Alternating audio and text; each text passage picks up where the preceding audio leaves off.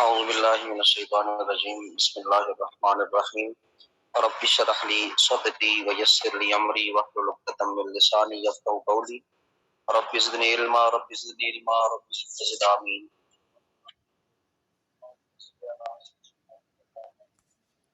بعدد کل ذرۃ الف الف مرہ وعلی آلہ وازواجہ وآبائہ وصحبہ وبارک وسلم وسلم علیہ۔ السلام علیکم ورحمۃ اللہ وبرکاتہ۔ آج ہم صفت الصلاۃ کی تیسری فصل جو ہے وہ پڑھنے جا رہے ہیں، اور یہ تیسری فصل جو ہے وہ مختصر سی فصل ہے، لیکن اس میں احادیث مبارکہ بہت اہمیت کی حامل ہیں۔ انشاءاللہ اس کو پڑھتے ہیں اور سمجھتے ہیں اس میں کہ کون کون سے مسائل جو ہیں وہ موجود ہیں۔ الفصل الثالث، تیسری فصل، جہاں پہ آپ کو یہ تیسری لائن نظر آ رہی ہے، پیج نمبر 78 جو آپ کے سامنے اسکرین شو ہو رہی ہے، اس کی تیسری لائن، الفصل الثالث، تیسری فصل، عن سعید بن الحارث، حضرت سعید بن حارث بن معلا، یہ ان کا پورا نام ہے، عن سعید بن الحارث ابن معلا رضی اللہ تعالیٰ عنہ، ان سے مروی روایت ہے۔ آپ ارشاد فرماتے ہیں، صلی لنا ابو سعید الخدری، صلی لنا، ہمیں نماز پڑھائی، ابو سعید الخدری، حضرت ابو سعید الخدری رضی اللہ تعالیٰ عنہ نے، فجہرا بالتکبیر، آپ نے جہرن تکبیر کہی، بلند آواز سے تکبیر کہی، حین رفع من الرکعتین، جب آپ نے سجدہ کیا یا سجدے سے سر اٹھایا، یعنی 2 رکعتوں میں سے جب بھی آپ اٹھے آپ نے بلند آواز سے تکبیر کہی، وقال ہکذا رأیت النبی صلی اللہ علیہ وآلہ وسلم، اور آپ نے ارشاد فرمایا اسی طرح میں نے نبی پاک صلی اللہ علیہ وآلہ وسلم کو کرتے دیکھا۔ یعنی امام کیا کرتا ہے، امام جب رکوع میں جائے تب بلند آواز سے اللہ اکبر کہتا ہے، لوگ رکوع میں جاتے ہیں۔ امام جب سجدے میں جاتا ہے تو بلند آواز سے اللہ اکبر کہتا ہے، سجدے سے اٹھتا ہے تو بلند آواز سے اللہ اکبر کہتا ہے، سجدے میں جاتا ہے تو بلند آواز سے اللہ اکبر کہتا ہے۔ تو حضرت سعید بن حارث بن معلا رضی اللہ تعالیٰ عنہ بیان فرماتے ہیں، حضرت ابو سعید خدری رضی اللہ تعالیٰ عنہ نے ہمیں اس طرح نماز پڑھائی اور کہا کہ یہی نماز نبی پاک صلی اللہ علیہ وآلہ وسلم کی نماز ہے۔ یہ بخاری شریف کی روایت ہے، اور اب ذرا تھوڑا سا دھیان ان الفاظ پہ دیں، یہاں پر بخاری شریف کی روایت ہونے کے باوجود کہیں پر بھی آپ کو رفع یدین کا ذکر نہیں ملے گا۔ اس حدیث میں کہیں بھی رفع یدین ذکر نہیں ہے۔ اس کا مطلب صحابہ اور تابعین کا طریقہ یہ تھا کہ آپ جو ہے وہ صرف تکبیر تحریمہ کے وقت ہاتھ کانوں کی لو تک اٹھاتے تھے، اس کے علاوہ پوری نماز میں آپ جو ہے وہ رفع یدین، ہاتھوں کو بار بار نہیں اٹھاتے تھے۔ یہی نبی پاک صلی اللہ علیہ وآلہ وسلم کا آخری عمل تھا کہ آپ رفع یدین نہیں فرماتے تھے، پہلے رفع یدین کرتے رہے، جو حکم منسوخ ہو چکا ہے، اور اب صحابہ کا طریقہ کار اور تابعین کا طریقہ کار یہ ہے کہ وہ رفع یدین نہیں کیا کرتے تھے۔ یہ بھی بخاری شریف کی روایت ہے۔ تو ایک شعر جو ہے وہ اکثر ہم پڑھتے ہیں، ان کو جو ہے وہ تھوڑا سا سنانے کے لیے، وہ کیا ہے کہ بن عشق محمد کے جو پڑھتے ہیں بخاری، بن عشق محمد کے جو پڑھتے ہیں بخاری، آتا ہے بخار ان کو آتی نہیں بخاری۔ تو یہ بھی دیکھیں بخاری کے اندر حدیث ہے لیکن ان کو نظر نہیں آتی، کیوں؟ اس کی وجہ یہ ہے کہ خبث باطن ہے، اس کی وجہ یہ ہے کہ یہ صرف اپنے مقصد مطلب کی حدیث نکالتے ہیں۔ تو اب اس حدیث میں کہیں بھی رفع یدین کا ذکر موجود نہیں ہے۔ اب حضرت سعید بن حارث بن معلا، یہ آپ انصاری ہیں، مشہور تابعین میں سے ہیں، عرصہ دراز تک مدینہ منورہ کے قاضی رہے، کوئی چھوٹا بندہ روایت نہیں کر رہا۔ اور آپ نے اس میں کیا ذکر کیا کہ نماز کی تمام تکبیریں بلند آواز سے کہیں جائیں۔ یہی جو ہے وہ پتہ چلتا ہے کہ امام کو تکبیرات اونچی کہنی چاہیے، مقتدیوں کو اطلاع ہونی چاہیے، مگر ضرورت سے زیادہ اس میں مسئلہ یہ بھی ذہن نشین رکھیں کہ ضرورت سے زیادہ آواز نہ نکالے، خصوصاً جب اس میں تکلیف بھی ہو رہی ہو تو بہت زور سے جو ہے وہ اللہ اکبر نہ کہے، جس کے پیچھے 2-3 مقتدی ہیں وہ بہت چیخ کر تکبیریں نہ کہے، یہ بھی جو ہے وہ سنت طریقہ ہے، یعنی آرام سے نرمی کے ساتھ تکبیریں جو ہے وہ کہے، لیکن بلند آواز سے وہ تکبیرات جو ہے وہ کہے۔ یہ پہلی حدیث پاک آپ کی آج کی مکمل ہوتی ہے۔ دوسری حدیث پاک ہے وعن اکرمۃ رضی اللہ تعالی عنہ، یہ حضرت اکرمہ، یہ حضرت عبداللہ ابن عباس کے غلام ہیں۔ ایک اکرمہ جو ہے وہ اکرمہ بن ابی جہل ہے، اور یہ جو ہے وہ اکرمہ ہیں، یہ وہ اکرمہ ہیں جو کہ حضرت عبداللہ ابن عباس کے غلام تھے۔ وعن اکرمہ، حضرت اکرمہ رضی اللہ تعالیٰ عنہ سے مروی ہے، قال فرمایا صلیت، میں نے نماز پڑھی، خلف شیخ، ایک بزرگ آدمی کے پیچھے، میں نے ایک بزرگ کے پیچھے نماز پڑھی، یا ایک میں نے شیخ بوڑھے آدمی کے پیچھے نماز پڑھی، بمکہ تا، سرزمین مکہ میں، فکبرا، انہوں نے تکبیریں کہیں، سنتین و عشرین، سنتین ہو گیا 2، عشرین ہو گیا 20، یعنی 22، 2 جمع 20 کتنا ہو گیا 22، سنتینی و عشرین، انہوں نے 22 تکبیریں کہیں۔ فقلت لابن عباس، میں نے حضرت عبداللہ ابن عباس سے عرض کی، انہ احمق، کہ یہ تو بے وقوف ہے، احمق ہے، نعوذ باللہ، یعنی جنہوں نے یہ تکبیریں کہی ہیں 22، یہ تو انتہائی احمق ہے۔ فقال ثقلت کا امو کا، کہ ثقلت کا امو کا، تیری ماں تجھ پہ روئے۔ حضرت عبداللہ ابن عباس نے کہا کہ تیری ماں جو ہے وہ تجھ پہ روئے۔ سنت ابی القاسم صلی اللہ علیہ وآلہ وسلم، یہ حضرت ابو القاسم صلی اللہ علیہ وآلہ وسلم کی سنت مبارکہ ہے، نماز میں 22 تکبیریں کہنا۔ یہ آپ گن بھی لیں، جو ہم نماز پڑھتے ہیں فقہ حنفی والے، جتنی تکبیریں ہم کہتے ہیں ان کی کل تعداد 22 بنتی ہے، یہ 22 تکبیریں ہیں ٹوٹل، تو 22 تکبیریں جو ہیں وہ نماز میں یہ پڑھنا سنت مبارکہ ہے۔ تو حضرت اکرمہ نے ایک بزرگ کے پیچھے نماز پڑھی اور کہا کہ انہوں نے 22 تکبیریں کہیں، تو میں نے حضرت عبداللہ ابن عباس سے کہا یہ تو احمق ہیں، بے وقوف ہیں۔ تو حضرت عبداللہ ابن عباس نے کہا تیری ماں تجھ کو روئے، یہ نبی پاک صلی اللہ علیہ وآلہ وسلم کی سنت ہے۔ اب یہاں پر کون سی نماز پڑھی گئی جس میں 22 تکبیریں ہیں؟ یہ 4 رکعت والی نماز تھی، اس میں تکبیر تحریمہ اور پہلی اتحیات سے اٹھتے وقت کی تکبیریں بھی شامل ہیں، یعنی جب آپ تکبیر تحریمہ کہتے ہیں وہ تکبیر بھی شامل ہے، اتحیات سے جب اٹھتے ہیں آپ اللہ اکبر کہتے ہیں وہ تکبیر بھی شامل ہے۔ تو یہ جو نماز پڑھانے والے بزرگ تھے، یہ بندہ کون تھا؟ یہ وہ تھا جنہیں نبی پاک صلی اللہ علیہ وآلہ وسلم نے حافظہ عطا فرمایا، جن کو لوگ حضرت ابو ہریرہ رضی اللہ تعالیٰ عنہ کے نام سے یاد کرتے ہیں۔ یعنی اکرمہ نے حضرت ابو ہریرہ کے پیچھے نماز پڑھی، اور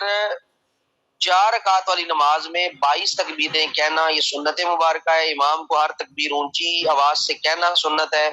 تو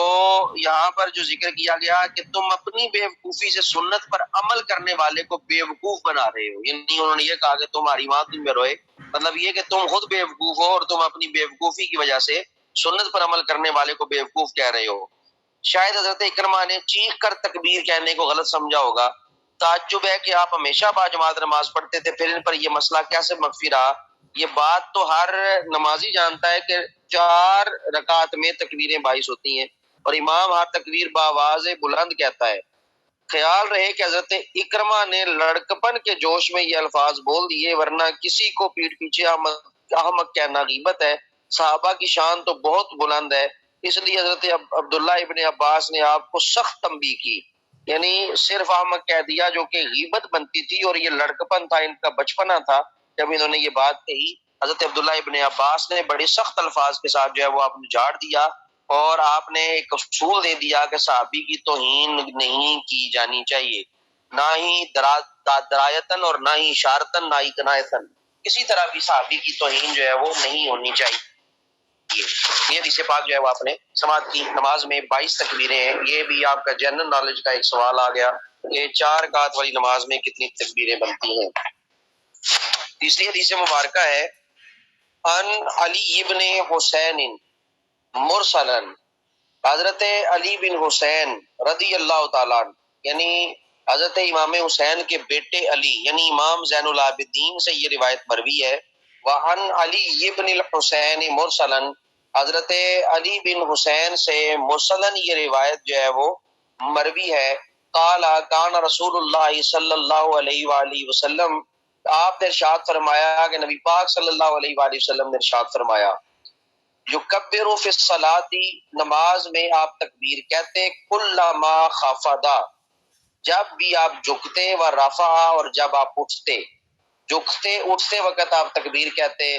فلم یزل تلک صلاۃ صلی اللہ علیہ وسلم حتی لقی اللہ تعالی، فلم یزل تلک صلاۃ، یہی نماز نبی پاک صلی اللہ علیہ وآلہ وسلم کی رہی حتی لقی اللہ تعالی، یہاں تک کہ آپ نے اللہ تعالیٰ سے ملاقات فرما لی۔ تو یہ حضرت امام زین العابدین سے مرسلن روایت ہے۔ حضرت امام زین العابدین سے مرسلن ارسال کا مطلب یہ ہے کہ جس میں کسی تابعین جو ہے وہ کوئی تابعی اگر کہتا ہے کہ میں نے نبی پاک صلی اللہ علیہ وسلم سے سنا اور نبی پاک کو دیکھا نہ ہو، تو کوئی تابعی اگر اس طرح روایت کرے قال رسول اللہ صلی اللہ علیہ وسلم، اس کو مرسل روایت کہا جاتا ہے۔ تو یہاں پر ان کی روایت اس لیے قابل قبول ہے کیونکہ یہ امام زین العابدین ہے، ان کی کنیت ابو الحسن ہے، اہل بیت اطہار میں سے ہے، 58 سال کی عمر آپ کی جو ہے وہ ہوئی، 94 ہجری میں آپ نے وفات پائی۔ یہ حضرت امام زین العابدین رضی اللہ تعالیٰ عنہ ہیں جو بیمار کربلا بھی ہیں، جنہوں نے کربلا کی سختیاں برداشت کی، جنہوں نے شام کے بازاروں میں اپنی جو ہے وہ تمام تر غریب الوطنی کو برداشت کیا۔ یہ وہ امام زین العابدین ہیں جو آقا کی بارگاہ میں عرض کرتے ہیں ان التیاری حسبا یوما الى ارض الحرم بلغ سلامی روضتن فی النبی المحترم یا رحمت للعالمین ادرک لزین العابدین محبوسی عید الظالمی والموکبی والمزدحم۔ کہ شام کے قید خانوں میں بیٹھ کر آپ نے یہ کلام لکھا، ان التیاری حسبا، اے صبح کی ٹھنڈی ہوا اگر تیرا جانا ہو تو کیا کر، ان التیاری حسبا یوما الى ارض الحرم، آج کے دن اگر تیرا اس ارض مقدس میں جانا ہو تو جا کے سلام کرنا، بلغ سلامی روضتن فیہا النبی المحترم، میرا سلام اس روزے میں پہنچانا جہاں پر نبی پاک جلوہ افروز ہیں، اور کیا عرض کرنا، یا رحمت للعالمین ادرک لزین العابدین، اے تمام جہانوں کے لیے رحمت امام زین العابدین کے لیے پہنچیں، امام زین العابدین کی مدد کو پہنچیں، ادرک لزین العابدین محبوسی عید الظالمی والموکبی والمزدحم، اس کو اپنوں نے قید کر رکھا ہے اور یہ ازدحام کا شکار ہے، لوگ اس کے ارد گرد جمع ہیں اور قیدی میں کیا ہوا ہے۔ تو یہ حضرت امام زین العابدین ہے، اس لیے ان کی ارسال کردہ روایت بھی قابل قبول ہے۔ یعنی تکبیر، جب ہم رکوع میں جاتے ہیں تکبیر کہنا یہ بھی سنت ہے، رکوع سے جو ہے وہ آپ جب سجدے کی طرف جاتے ہیں تکبیر کہنا تب بھی سنت ہے، سجدے سے اٹھنا تکبیر کہنا سنت ہے، سجدے میں جاتے ہوئے تکبیر کہنا سنت ہے۔ اس کا مطلب یہ عمل منسوخ نہیں ہوا۔ مرسل روایت وہ روایت ہوتی ہے جس میں کوئی تابعی کہے اور نبی پاک کو نہ دیکھے اور کہے کہ قال رسول اللہ صلی اللہ علیہ وآلہ وسلم، اس روایت کو مرسل روایت جو ہے وہ کہا جاتا ہے۔ وَأَنْ عَلْقَمَةَ قَالَ لَنَا ابن مسعود الا اصلی بكم صلاۃ رسول اللہ صلی اللہ علیہ وآلہ وسلم۔ حضرت علقمہ رضی اللہ تعالیٰ عنہ بیان فرماتے ہیں قال لنا ابن مسعود، کہ ہمیں ابن مسعود رضی اللہ تعالیٰ عنہ نے فرمایا، الا اصلیکم بكم صلاۃ رسول اللہ صلی اللہ علیہ وسلم، کیا میں تمہیں نبی پاک صلی اللہ علیہ وآلہ وسلم کی نماز نہ سکھاؤں؟ فصلی، پس انہوں نے نماز جو ہے وہ پڑھی، فلم یرفع یدیہ الا مرۃ واحدہ، انہوں نے اپنے ہاتھوں کو بلند نہ کیا، صرف ایک مرتبہ ہاتھوں کو بلند کیا، صرف ایک مرتبہ رفع یدین کیا تکبیر تحریمہ کے وقت، ما تکبیر الافتتاح، یعنی تکبیر جب آپ نے کہی نماز کا آغاز کیا جو تکبیر افتتاح تھی، صرف شروع میں آپ نے ہاتھ اٹھائے، اس کے علاوہ آپ نے ہاتھ نہیں اٹھائے۔ وقال ابو داود رواہ الترمذی و ابو داود و النسائی وقال ابو داود لیس هو بصحیح علی هذا المعنی، ابو داود کہتے ہیں یہ حدیث اس معنی پر صحیح نہیں ہے۔ تو اس کی ہم تشریح دیکھتے ہیں کہ نبی پاک صلی اللہ علیہ وسلم نے رفع یدین صرف ایک مرتبہ فرمایا، بار بار رفع یدین نماز میں نہیں فرمایا۔ علقمہ یا علقمہ یہ کافی سارے لوگ ہیں، تو یہاں علقمہ ابن قیس ابن مالک مراد ہے جو مشہور تابعی ہیں، یہ لکھ لیجئے گا۔ یہ وہابی لوگ اسی چیز سے دھوکہ دیتے ہیں کہ علقمہ کی جو ہے وہ ملاقات نہیں ہے کسی صحابی سے، علقمہ جو ہے وہ یہ 3 صدی کا 300 سال کے بعد آنے والا بندہ ہے۔ تو علقمہ اصل نام ان کا علقمہ ابن قیس ابن مالک ہے، یہ تابعی ہیں اور حضرت ابن مسعود کے ساتھیوں میں سے، حضرت عبداللہ ابن مسعود صحابی رسول ان کے ساتھیوں میں سے ہیں۔ آپ کی ملاقات خلفائے راشدین سے بھی ہے، کچا بندہ نہیں ہے، یہ تابعین میں بھی بہترین آدمی ہے۔ اور یہ حدیث امام اعظم کی کبھی دلیل ہے کہ رکوع میں جاتے آتے رفع یدین نہیں کرنا چاہیے۔ حضرت عبداللہ ابن مسعود بڑے فقیہ صحابی اور آخر دم تک رسول پاک صلی اللہ علیہ وسلم کے سفر اور حضر کے ساتھی ہیں۔ حضور کی نماز پر جیسے آپ مطلع ہو سکتے ہیں ایسے کوئی اور صحابی مطلع نہیں ہو سکتا، اور وہ صحابی جو کبھی کبھار نبی پاک کی بارگاہ میں آتے ہیں وہ کیوں کر اس طرح مطلع ہو سکتے ہیں جس طرح حضرت عبداللہ ابن مسعود رضی اللہ تعالیٰ عنہ مطلع ہوئے۔ دارقطنی اور ابن عدی نے انہیں حضرت عبداللہ مسعود سے روایت کیا، فرماتے ہیں کہ نبی پاک صلی اللہ علیہ وسلم کے پیچھے بھی نمازیں پڑھی ہیں، اور حضرت صدیق و فاروق کی اقتداء میں بھی ان بزرگوں نے نمازیں پڑھی ہیں۔ تو کیا کوئی بزرگ سوائے تکبیر تحریمہ کے ہاتھ نہیں اٹھاتا تھا؟ تو کسی بزرگ نے، حضرت ابوبکر، حضرت عمر، حضرت عثمان، حضرت علی، کسی نے بھی تکبیر تحریمہ کے وقت ہاتھ نہیں اٹھائے۔ بہت صحابہ کرام سے اسی طرح کی روایات ہیں۔ ہم نے رفع یدین والی جو روایت آپ کے سامنے پیش کی ہے، اس روایت کو تھوڑا سا آپ جو ہے وہ غور سے سمجھیں گے تو آپ کو سمجھ بات آئے گی کہ یہاں پر تکبیر تحریمہ کے علاوہ رفع یدین نہیں ہے، تو اس کا مطلب تو یہ جو وہابی لوگ کرتے ہیں یہ غلط کر رہے ہیں۔ خیال رہے کہ حضرت عبداللہ ابن مسعود صحابہ اور تابعین کے مجمع میں یہ نماز پڑھ کے دکھاتے اور کوئی اعتراض نہیں کرتا۔ معلوم ہوا کہ وہ تمام حضرات رفع یدین نہ کرنے پر متفق تھے۔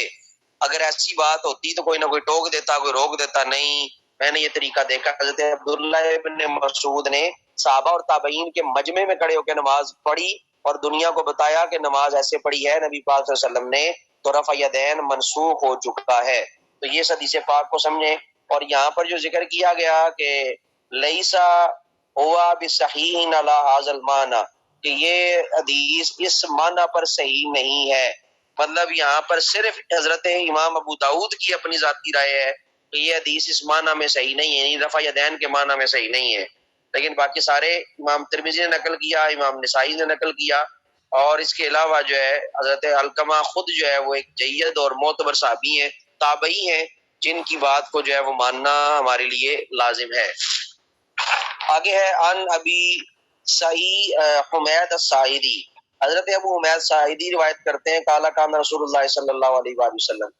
کہ نبی پاک صلی اللہ علیہ وآلہ وسلم نے ارشاد فرمایا اذا قام الی الصلاۃ، جب نماز کے لیے کھڑے ہو،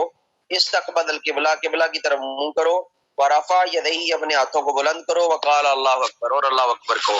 یعنی جب نماز کا آغاز ہونے لگے تو اس وقت قبلہ کی طرف منہ کرو، ہاتھوں کو اٹھا کر اللہ اکبر کہو، اور پھر نماز کو شروع کر دو۔ یہ حدیث پاک آپ نے جو ہے وہ سماعت کی۔ یہاں پر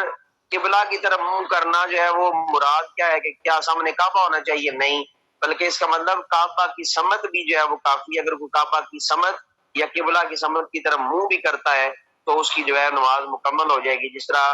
آج کل ایک فتنہ ہے جاوید احمد غامدی کی، تو کہتا ہے کہ اگر آپ خانہ کعبہ میں نماز کا ثواب حاصل کرنا چاہتے ہیں تو اس طرح کریں، ٹی وی لگائیں، ٹی وی لگا کر امام کعبہ کے آواز کے ساتھ ساتھ نماز پڑھیں، نعوذ باللہ آپ کو مکہ اور مدینہ میں نماز پڑھنے کا ثواب ملے گا، یعنی نہ حج کرنے کا فائدہ نہ عمرہ کرنے کا فائدہ۔ تو یہ جو ہے وہ اس طرح کے فتنے جو ہیں وہ موجود ہیں، اللہ تعالیٰ ہم سب کو ان فتنوں سے بچنے کی توفیق عطا فرمائے۔ آگے حدیث مبارکہ، آخری حدیث مبارکہ حضرت ابو ہریرہ، وعن نبی ہریرہ رضی اللہ تعالیٰ عنہ، حضرت ابو ہریرہ رضی اللہ تعالیٰ عنہ سے مروی ہے قال صلی بنا رسول اللہ صلی اللہ علیہ وآلہ وسلم، کہ نبی پاک صلی اللہ علیہ وآلہ وسلم نے نماز پڑھائی ہمیں الظہر کی، وفی مؤخر الصفوف، اور آخری صفوں میں ایک آدمی تھا، رجل ایک آدمی تھا، فاساء الصلاۃ، تو جس نے نماز پڑھی جو ہے وہ بری طرح پڑھی، فاساء بری طرح، الصلاۃ نماز کو پڑھا، فلما سلم جب سلام پھیرا، ناداہ رسول اللہ صلی اللہ علیہ وآلہ وسلم، تو نبی پاک صلی اللہ علیہ وآلہ وسلم نے جو ہے وہ اسے ندا دی، یا فلان الا تتق اللہ، اے فلاں تو اللہ سے نہیں ڈرتا، الا ترى کیف تصلی، کیا تو دیکھ نہیں رہا تو نے نماز کیسے پڑھی، انکم ترون، تم بھی دیکھ رہے ہو کس نے نماز کیسے پڑھی، انہ یخفى علی شیء مما تصنعون، یہ یاد رکھنا کہ جو کچھ تم کرتے ہو تمہارا کوئی عمل مجھ سے مخفی نہیں ہے، واللہ انی لارا من خلفی کما ارا من بین یدی، اللہ کی قسم جس طرح میں اپنے آگے دیکھتا ہوں اس طرح میں اپنے پیچھے بھی دیکھتا ہوں۔ تو یہ نبی پاک صلی اللہ علیہ وسلم کی یہ حدیث مبارکہ آپ کے علم غیب پر دلیل ہے، آپ کے حاضر ناظر ہونے پر دلیل ہے، اور آپ ذرا غور فرمائیں نبی پاک صلی اللہ علیہ وآلہ وسلم پر کسی کا کوئی بھی عمل مخفی اور چھپا ہوا نہیں ہے۔ یہ حضرت امام احمد ابن حنبل نے اس کو اپنی مسند احمد کے اندر روایت کیا، حضرت ابو ہریرہ راوی ہیں، آپ کہتے ہیں زور کی نماز پڑھ رہے تھے، اور کیا تھا آخری صفوں میں، اب یہ صفیں کتنی تھی یعنی 3 یا 3 سے زیادہ صفوں کو صفوف کہا جاتا ہے۔ تو اب یہ صفیں جتنی بھی تھیں، اب آخری صف میں آپ نے صفوں میں سے آخری صف میں سے ایک بندے کو اٹھایا، نام لے کر کہا یا فلان والا تتق اللہ، اے فلان تو ڈرتا نہیں اللہ سے، اللہ ترا کیفا تصلی، تو دیکھتا نہیں ہے تو نے نماز کیسے پڑھی، انکم ترونا، تم بھی جو ہے وہ دیکھ رہے ہو کہ تم یہ سمجھتے ہو یا تم یہ دیکھتے ہو کہ انہ یخفی علی شیء مما تصنعون، کہ جو کچھ تم کرتے ہو وہ مجھ پہ مخفی ہو گیا ہے، واللہ انی لا ارى من خلفی کما ارى من بین یدی، اللہ کی قسم میں اپنے پیچھے بھی اسی طرح دیکھتا ہوں جس طرح میں اپنے سامنے دیکھتا ہوں۔ تو نبی پاک صلی اللہ علیہ وسلم نے صحابی کو اٹھایا، نام لے کے اٹھایا، اس کا مطلب یہ ہوا کہ نبی پاک صلی اللہ علیہ وسلم نماز میں جب ہوتے ہیں تو نماز پڑھنے والے کو ملاحظہ فرما رہے ہوتے ہیں۔ اسی لیے سورہ کہف کی آیت نمبر غالباً 28 ہے، 28 نمبر آیت ہے، ارشاد فرمایا وَاصْبِرْ نَفْسَكَ مَعَ الَّذِينَ يَدْعُونَ رَبَّهُمْ بِالْغَدَاةِ وَالْعَشِيِّ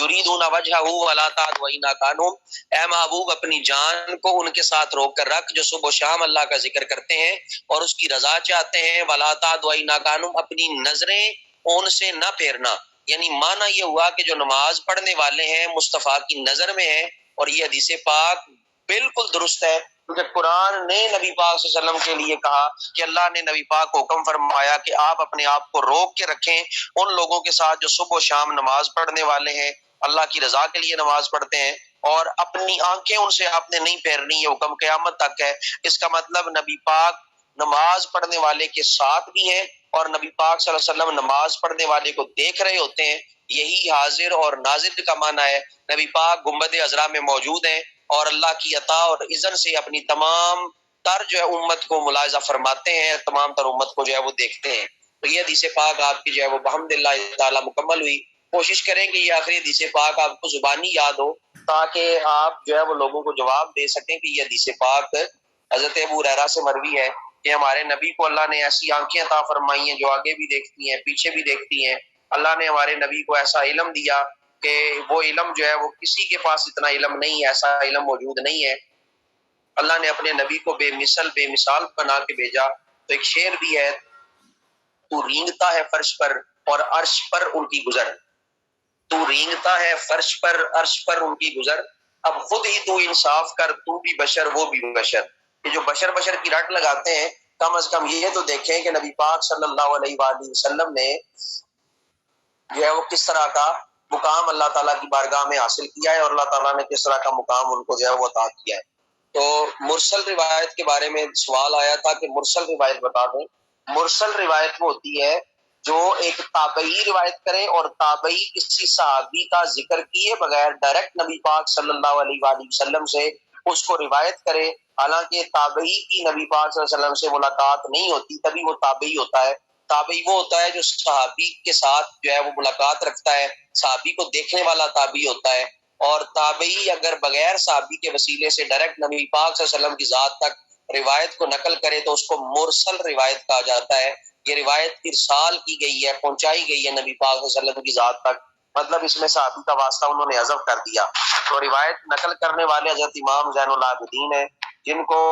امام العابدین بھی کہا جاتا ہے، عبادت گزاروں کے امام، تو ان کی روایت میں کسی قسم کا کوئی شک اور شبہ نہیں ہو سکتا۔ تو یہ آپ کے لیے روایات تھی، آپ نے بحمداللہ تعالیٰ صفات الصلاۃ کو جو ہے وہ مکمل کر لیا ہے۔ تو یہ جو ہے وہ اب ہم آگے دیکھیں گے کہ آگے جو ہے وہ چلے گی اگلی فصل یا جو ہے وہ نیا ایک باب شروع ہو جائے گا۔ جی بیٹے، مرسل قابل قبول ہے، تابعی کے اندر جان ہونی چاہیے، ٹھیک ہے، مرسل قابل قبول ہے لیکن تابعی کے اندر جان ہونی چاہیے، تابعی بھی پھر پائے کا ہونا چاہیے، تابعی بھی وہ ہونا چاہیے جس کے اوپر کسی قسم کا کوئی شک شبہ جو ہے وہ نہ ہو۔ ٹھیک ہے جی، تو یہ آج کا آپ کا سبق تھا۔ اس سیشن کو کلوز کرتے ہیں اور آگے فقہ شروع کرتے ہیں۔ السلام علیکم ورحمۃ اللہ وبرکاتہ۔